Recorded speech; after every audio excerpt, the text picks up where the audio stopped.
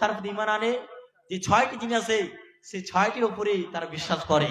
সম্মানিত উপস্থিতি, মুখে স্বীকার করলে হবে না যে আমি জাহান্নাম জান্নাতকে বিশ্বাস করলাম, আমি আমার মৃত্যু হয়ে যাওয়ার পর আমার কবরে যেতে হবে বিশ্বাস করলাম, এইভাবে হবে না। আপনাকে আর উদাহরণ দিয়ে আপনি বুঝালে আপনি বুঝতে পারেন। আপনি যদি মুখে চিনি চিনি করেন, আপনার মুখে মিষ্টি হবে না। তাহলে আপনাকে কি করতে হবে? আপনাকে চিনি খেতে হবে, তবে আপনি মিষ্টি স্বাদ পাবেন, যে হ্যাঁ আমি একটু চিনি খেলাম, মিষ্টি স্বাদ পেলাম। অনুরূপভাবে আপনাকে আল্লাহ রাব্বুল আলামিন ভয় থাকতে হবে, যে আল্লাহ রাব্বুল আলামিন আমাকে নামাজ পড়তে হবে, কারণ আমাকে কাল কিয়ামত মাঠে সর্বত হিসাব নিবে সালাত সম্পর্কে। যদি আমাদের সালাত সম্পর্কে যদি হিসাব সঠিক না হয়, তাহলে আমাদের জন্য কঠিন শাস্তি রয়েছে। এভাবে আপনাকে ভয় রাখতে হবে। মুসলমান কাকে বলা হয়? মুসলমান কাকে বলা হয়? যে আল্লাহ রাব্বুল আলামিন ভয় করে, যে যার আকীদা আছে, তাকেই মুসলমান বলা হয়। সম্মানিত উপস্থিতি, তাহলে আল্লাহ রাব্বুল আলামিন ভয় করতে হবে, তবে আমরা জান্নাতে যেতে পারবো। আপনাকে আপনাকে আল্লাহ রাব্বুল আলামিনকে ভয় করে সবই কাজ করতে হবে। সম্মানিত উপস্থিতি, আল্লাহ রাব্বুল আলামিন এছাড়া অন্য আয়াতে বলেন, ওয়া ইয়াকিমুনাস সালাতা, তোমরা সালাত কায়েম করো, ওয়া ইতুজ যাকাতা, এবং যাকাত প্রদান করো, ওয়া মিম্মা রাযাকনা, আল্লাহ রাব্বুল আলামিন বলেন ওয়া ইয়াকিমুনাস সালাতা, তোমরা সালাত কায়েম করো, ওয়া ইতুজ যাকাতা, এবং যাকাত প্রদান করো, ওয়া রাকউ মা রাকিঈন, আর তোমরা রুকুকারীদের সাথে রুকু করো।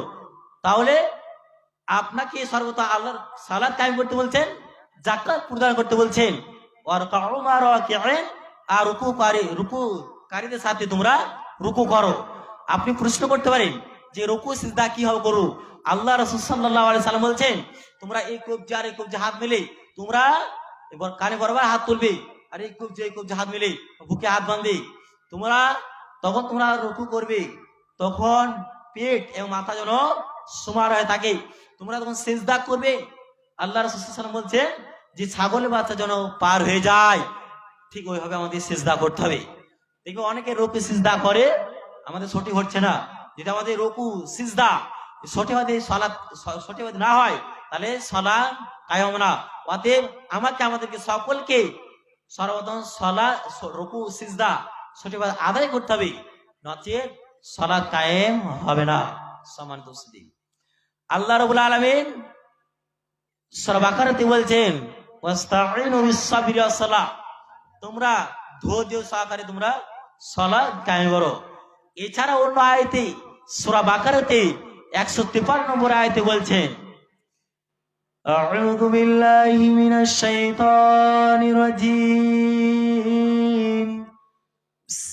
বিসমিল্লাহির রহমানির রহিম,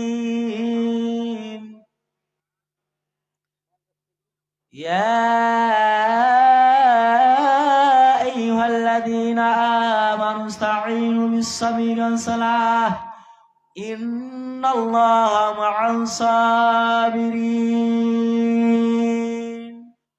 আমার আল্লাহ বলছেন, হে ঈমানদারগণ, হে বিশ্বাসীগণ,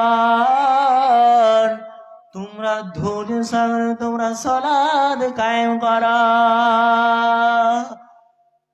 বন্ধুরে আমার, যখন ইমাম সাহেব যখন আল্লাহু আকবার বলে দাঁড়ায়, আলহামদুলিল্লাহি রাব্বিল আলামিন আর রহমানির রহিম মালিকি ইয়াউমিদ্দিন, মুসল্লিরা বলে ইমাম সাহেব কখন সূরা ফাতিহা পাঠ করে শেষ করবে, ইমাম সাহেব কখন সূরাটা শেষ করবে।